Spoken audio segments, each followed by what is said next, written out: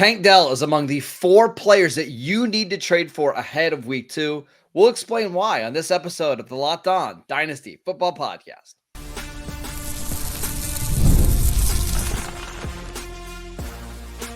You are Locked On Dynasty Football, part of the Locked On Podcast Network. Your team every day. Here are your hosts, Marcus Mosher and Kate Madjuk. Welcome back to the Locked On Dynasty Football Podcast, part of the Locked On Podcast Network, your team every day. We'd like to thank you for making us your first listen of the day. Today's episode is brought to you by PrizePicks. Go to prizepicks.com/LockedOnNFL and use promo code LockedOnNFL to win $50 instantly when you play $5. Welcome back. I am your host, Marcus Mosher. You can follow me on Twitter at Marcus_Mosher. Joining me today, as always, is Kate Madjuk. You can follow her on Twitter at Kate Madjuk. On today's show, we're going to be discussing the 4 players that you need to trade for in your Dynasty leagues ahead of week 2. Plus, we're going to give you Friday's headlines today. If you missed it last week, we basically nailed them all between Isaiah Likely's breakout, Xavier Worthy's big games. So you're going to want to tune in for that at the end of the show. But Kate, let's start with some rookie running backs that you need to try to go acquire right now. Who are you trading for in your Dynasty leagues? So there are 2 names that I think we really need to talk about who, just situationally, I think could be in for a monster, maybe not week 2, but like players that are on my radar that I think could be potential league winners in the second half of the season. First, let's talk about Packers rookie Marshawn Lloyd, who been dealing with a lot of injuries, dealt with a hip injury in camp, then dealt with a hamstring injury. There was even rumors that he might be a candidate to go on IR to start the season and miss the first 4 weeks. Like, that's how bad this hamstring injury was. But suddenly the chips started falling there in the Packers offense. Green Bay lost every running back they had like flies. AJ Dillon out for the year with a neck injury. Then the Marshawn Lloyd, like it was just kind of a disaster. So they opted to keep him off of IR, I think, just to have the flexibility to use him if needed. But the depth is so poor there in Green Bay. And I'm looking at the situation with Josh Jacobs, looked really rough to start the game. I mean, just looked like dust. Yeah. Looked like 2023 Josh Jacobs instead of 2022 Josh Jacobs.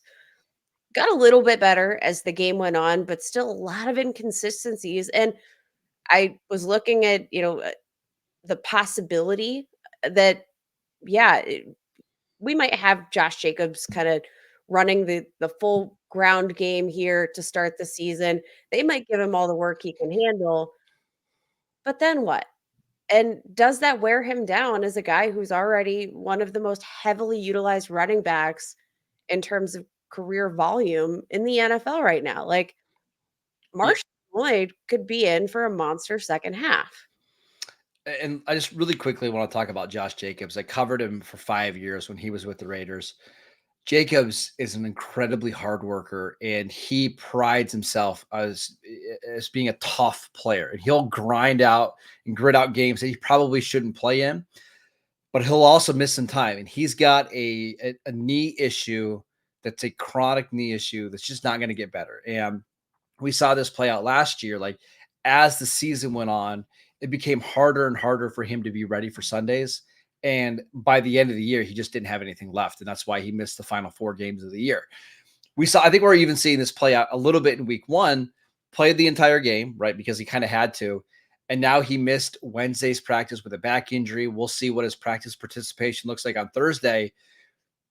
He is somebody that I really worry about accumulating touches.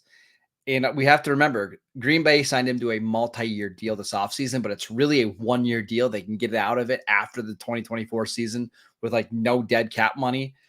If Jacobs starts to regress or not look like himself, I think Marshawn Lloyd is going to be the guy in this backfield that's getting the lion's share of the touches. And I kind of think Lloyd is just a better fit in this offense than Josh Jacobs anyway. So we know Lloyd's time is coming. I just won't be surprised if it's going to happen sooner rather than later. Yeah, and it's definitely more of a long-term play. Like, looking at a team, if you're a team with needs right now. Obviously, Marshawn Lloyd probably not going to be your target. But I do think that this could be a play, not just for the second half of the year as Jacobs breaks down, but imagine the potential here for Marshawn Lloyd in this offense, which, again, lots of ups and downs in the passing game this week, but that, looked kind of rough at times from Jordan Love in week 1. But then we saw the rest of the league all struggle in the passing game, and suddenly Jordan Love didn't look so bad. Like, I still think this is a offense very much on the upswing. And I want to take a swing on the guy that I think is there for the foreseeable future to be the RB1. Who is the other running back that you are targeting here going into week 2? Tampa Bay Buccaneers rookie running back Bucky Irving, who I'm going to be honest, like I was kind of like not, I was lukewarm on coming out of the draft. Really interesting production profile, was super productive as a receiving back in Oregon, but felt kind of like a redundant skill set here with Rashad White. In week 1, I kid you not, every time I looked up at the screen and I saw a solid play, it wasn't Rashad White. It was Bucky Irving. Bucky Irving looked like 10 times the back Rashad White ever has. We know that Rashad White, his game has kind of been this volume thing. I think there's just a possibility that Bucky Irving is just the better running back. He looked really good, Kate. Like really good. I'm very much intrigued by Bucky Irving. I liked his tape coming out of the Pac-12 last year. I thought he was really good. Now my issue with him is, can he create plays after contact, and what kind of athlete is he? Didn't test as a particularly good athlete at the NFL Combine, but we did see him break a couple tackles here in week 1.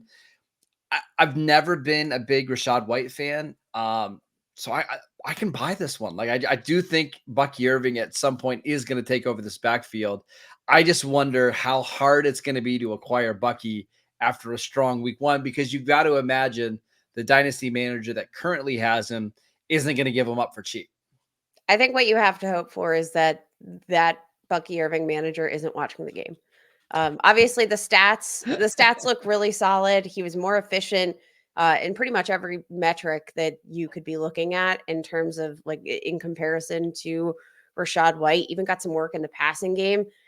He's a very intriguing option, and I think again you just really have to hope that the Bucky Irving manager in this case didn't actually watch the tape. This is the circumstance where you're hoping their box score scouting, and again, even if you are, it didn't, it wasn't a bad week for Bucky Irving, all things considered.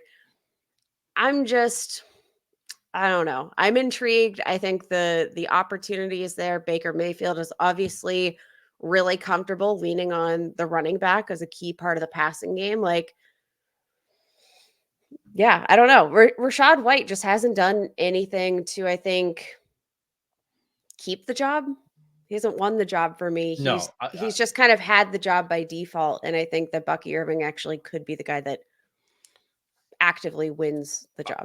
I agree. I want both these guys. Marshawn Lloyd's going to be significantly cheaper, even though he was drafted higher. I've got to believe that Lloyd you're going to be able to get because he's been hurt, because he's blocked by Josh Jacobs now. But I think both players are an excellent value as we head into week 2. Okay, let's talk about some wide receivers that we think could really explode here in week 2. We'll talk about Zay Flowers and Tank Dell next. This episode is brought to you by DoorDash.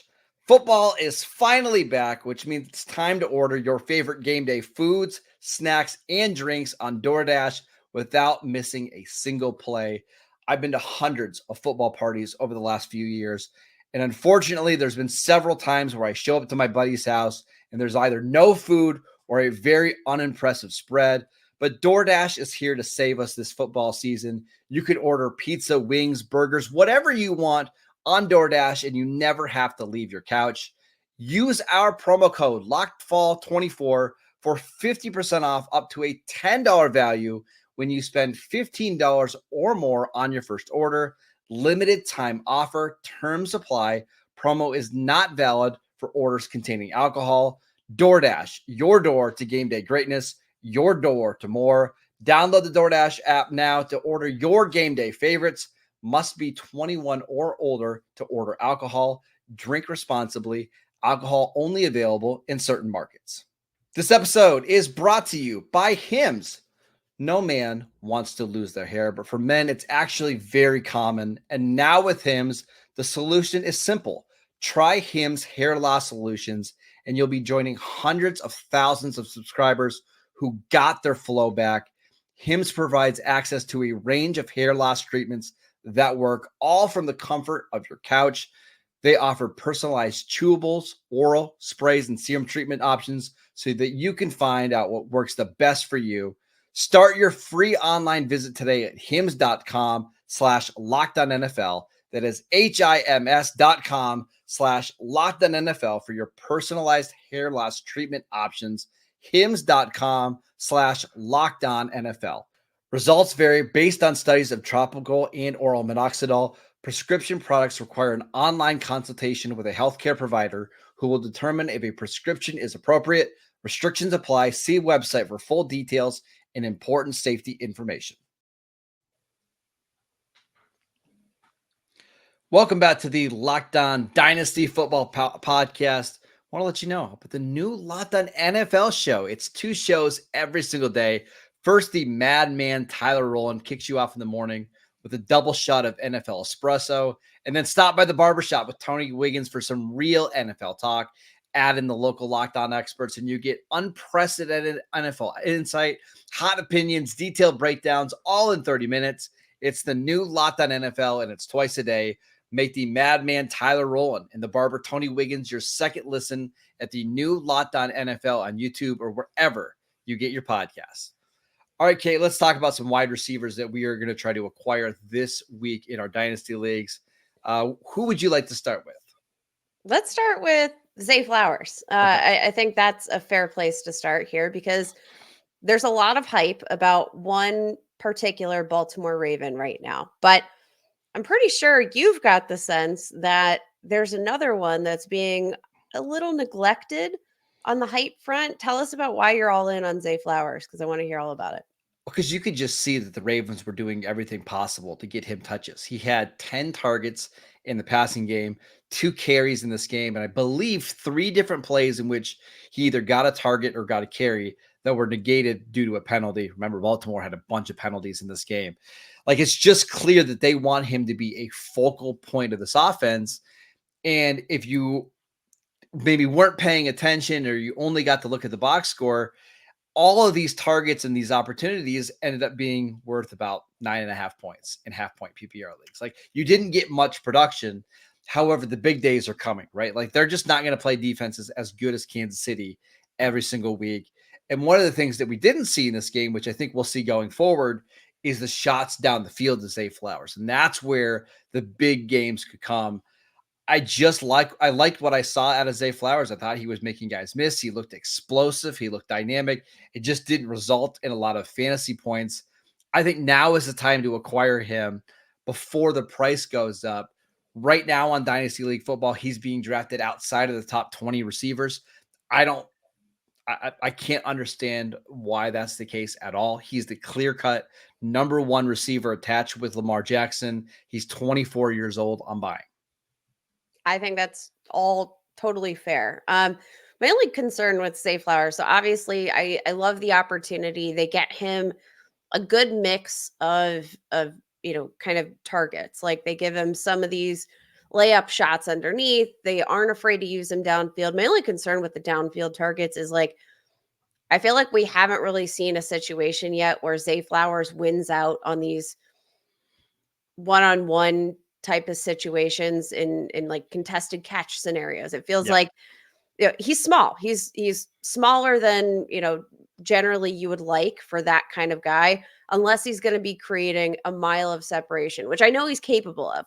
But 5'9", 182 pounds. He's no Mike Evans when it comes to these deep shots. So he is going to need to, I think, figure out how to ensure that these deep targets aren't being contested down the run. And some of that falls on Lamar Jackson too. Even in week 1, we saw a lot of inconsistencies in terms of, some of the accuracy, like, didn't feel like he was putting the ball exactly where he wanted it at times. And I know he's a very good passer, a very capable passer, but didn't always come to fruition. So I definitely want to keep an eye on that situation. Now let's talk about Tank Dell, Houston Texans second-year wide receiver who, I think generally people kind of cooled on once, Stephon Diggs was brought into the mix. Then week 1 happens and Stephon Diggs walks away with 2 receiving touchdowns and not Tank Dell. So I think that does kind of, give fantasy managers the meat sweats a little bit. You're getting a little nervous, right? Yes, Stephon Diggs was a big story coming out of that game, right? Because you scored 2 touchdowns in your first game with the team. Obviously, it's a big story. Okay, do you know who had more yards between Tank Dell and Stephon Diggs in week 1? It was Tank Dell. Yeah. Do you know who had more targets between these two? I think it's Tank Dell, right? Yeah. Right. I'm not worried about Tank Dell. In fact, Tank Dell actually ran more routes than Stephon Diggs this week, which indicates that they're not planning on taking Tank Dell off the field. And I think that was the concern for a lot of people, right? Like, you have Nico Collins, you bring in Stephon Diggs. Is Tank Dell the guy that comes off the field in 2 tight end sets? No, it wasn't the case at all. I think now is a great time to buy the dip on Tank Dell because he's still going to create a bunch of plays down the field. He's going to score touchdowns. He's going to get the targets. By the way, he also had 2 carries in this game. Tank Dell did. They're going to get him involved. So I'm buying him now with the price going down a little bit, being drafted outside the top 23 receivers. I think it's a steal. It's definitely a steal when you consider the upside. We know that we love CJ Stroud in the passing game. We know that we love the situation there in Texas. Obviously, they might have a change of offensive play caller come the end of this season, depending Hopefully on not. hopefully not. But Bobby Slowick, already a head coaching candidate this past cycle, didn't find the right fit. Wouldn't be surprised if more opportunities arise if we continue on this trajectory here. I think that there's a lot of things to like, but again, I keep going back to the fact that we saw Tank Dell excel tremendously with or without Nico Collins on the field last year. Yeah. We saw just absolute dominance. The size didn't matter because he's so capable as a route runner. He can make even really talented quarterbacks fall flat on their feet trying to figure out his next move. He's twitchy. Yep. He's everything that you want in a professional wide receiver. And guess what? Stephon Diggs, 1-year deal. Like, if you're worried about Stephon Diggs, great. He's a 1-year problem. This is Dynasty. We need to look forward to the future. And I do think the future is still going to be Tank Dell. Maybe Stephon Diggs might have been, kind of this insurance play too for the Texans. He's a good addition, but also you consider the fact that, Tank Dell was coming back from a season-ending injury. Then he was shot. I don't think it was a bad idea to bring in a big-time contingency plan there, but I do think Dell is the future of this team. A couple of trades that I wanted to mention to you really quickly on Tank Dell that have happened over the last few days. The first one's easy. Tank Dell for a 2025 first-round pick straight up. I'll do Dell. Yeah, I would as well. Next one's a little bit more complicated. Tank Dell and Devin Singletary for Keon Coleman and Jalen Wright. I just like Tank Dell so much better than Keon Coleman. I think it's a fair trade if you like Keon Coleman. I'm not a Keon Coleman fan. Yeah. I'm in the middle on Keon Coleman, but I still would rather have Tank Dell. So I think now is a good time to get Tank Dell because you don't have to give up a ton to get him. If you're a contending team and you want to flip a late first-round pick for Tank Dell, I think that's perfectly acceptable because I do think he is a wide receiver 2, probably a lower-end wide receiver 2 every single week with a lot of upside. And as you pointed out, Stephon Diggs is on a 1-year deal. I have a hard time believing the Texans are going to bring him back next year. Tank Dell still has 3 years left on his rookie contract. He's going to stick around a while and play with CJ Stroud. So I think he's a value. All right, Kate, let's predict Friday's headlines today, just like we did last week. We went 3 for 3 last week. Let's see if we can do it again. this week for Bills at Dolphins, Thursday Night Football next. This episode is brought to you by FanDuel. You've heard us talk a lot about FanDuel, America's #1 sportsbook. Well, we've got something a little bit different for you this week. Now through September 22nd, all FanDuel customers can bet $5 and get a 3-week free trial of NFL Sunday Ticket from YouTube and YouTube TV. Then with a YouTube TV base plan, you're going to be able to watch every regular season Sunday afternoon out-of-market game. All you need is a Google account and a current form of payment, and you can cancel anytime. And if that's not enough, be sure to check out FanDuel's Profit Boost in the app and use it for FanDuel's Double Your Winnings for all of Sunday, September 15th. Pre-game moneyline bets. Profit Boost will be live starting today, Thursday, September 12th. View your account page now to learn more about your boost. Just visit FanDuel.com to download America's #1 sportsbook. Welcome back to the Locked On Dynasty Football Podcast. Everydayers on Friday's show, we're going to break down all of the action from Thursday Night Football. Plus, we'll get you ready for the rest of week 2 with some commotion. So make sure you guys tune in for that. But Kate, let's predict tomorrow's headlines today. What do you got? I think we've got to talk about the inevitable Dalton Kincaid breakout game. I know. I really thought we were going to have a better week for Dalton Kincaid. Never in my wildest dreams did I think he would have 1 reception for 11 yards. Like, if you gave me $1 million to correctly predict his stat line, that just wouldn't have been the stat line. But I think we're going to see a little something different here, because the defensive coverage of Dalton Kincaid in week 1, the Arizona Cardinals were just flooding men to the middle of the field to cover Dalton Kincaid like a blanket. I don't know that, based on how that game went, and, the fact that, like, yeah, you flood 3 guys to the middle of the field for Kincaid, guess what? You're leaving the field wide open for Josh Allen to just do whatever he wants elsewhere in the field. Like, Josh Allen is too much of a threat in both the passing, rushing game.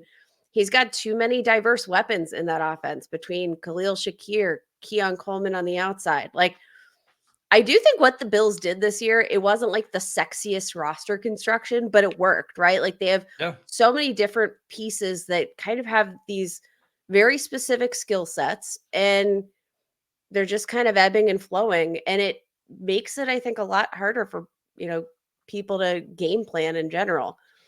I think Dalton Kincaid has his big breakout, and, looking at the route running, he actually ranked 2nd on the team, only behind Keon Coleman in terms of routes run. And again, you wouldn't guess it by the stat line, but I think it was just kind of a product of the way that the Cardinals approached this game defensively. And I wonder if Buffalo is going to do a better job this week of trying to get Dalton Kincaid some layup throws and touches, just to get him more in the rhythm of this offense. Maybe it's some drag routes. Maybe they'll stack him behind Keon Coleman or Khalil Shakir to give him like free releases. Not that they need to do that, but I think it might be a good idea to try to get him involved early in the passing game. So I'm hoping that you're right here, because you know how much of a fan I am of Dalton Kincaid. I would love to see the breakout. My headline is more of a general NFL take than a fantasy take. I think we're going to come out of this game asking ourselves if the Dolphins aren't the second best team in the AFC. And the reason why is this game is in Miami. It's a short week. You've got Buffalo players playing in the humidity in Florida. I wouldn't be surprised if this isn't a big offensive game for Miami. Teron Johnson, their star slot corner, is out of this game. Buffalo's had a bunch of injuries in the secondary. I just won't be shocked, Kate, if this is a game where Miami puts up 35 points. Heck, Arizona almost did that last week to them in Buffalo, right? Like, I think this Buffalo defense has a long ways to go. And what generally happens with Sean McDermott's defense is they get better as the year goes on. But right now, I think they're in really rough shape.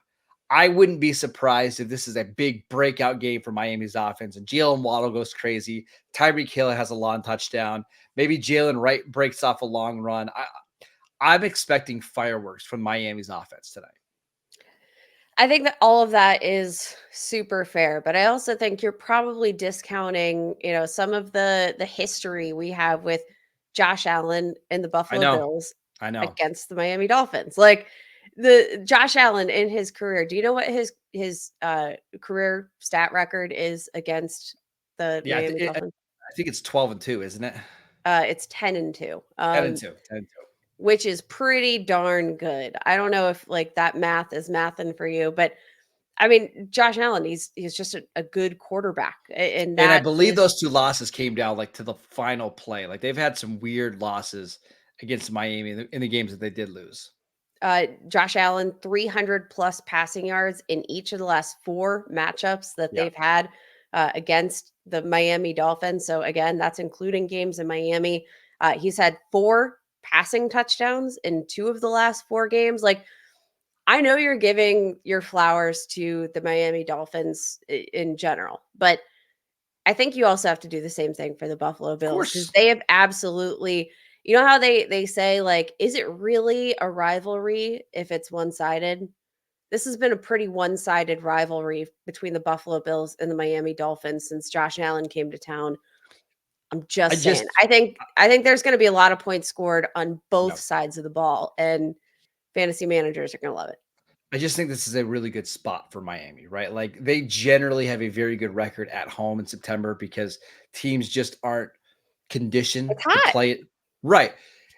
Now we're talking about a week 2 game on a short week where Buffalo's having to travel without several starting defensive backs. I think Josh Allen's going to play really well because Josh Allen always plays well against Miami. I just won't be surprised, Kate, if this is a game where we're coming out of it like, hey, Miami, they're 2-0. They beat Jacksonville. They beat Buffalo the first 2 weeks of the season. Maybe they are the second best team in the AFC behind the Chiefs. Maybe. We'll see. Maybe. All right, that is it for today's show. We want to thank you for making Locked On Dynasty Football your first listen every single day. Go check out the new Locked On NFL show. 2 shows every single day. 1 in the morning with Tyler Rowland, 1 in the afternoon with Tony Wiggins. Our guy, Bet Williamson, will be on that show on Friday, so check that out as well. Go download our podcast wherever you get your podcasts. We are free and available on all platforms. Follow Kate on Twitter at Kate Majuk. I'm at Marcus_Mosier. Enjoy Thursday Night Football, and we will see you right back here on Friday.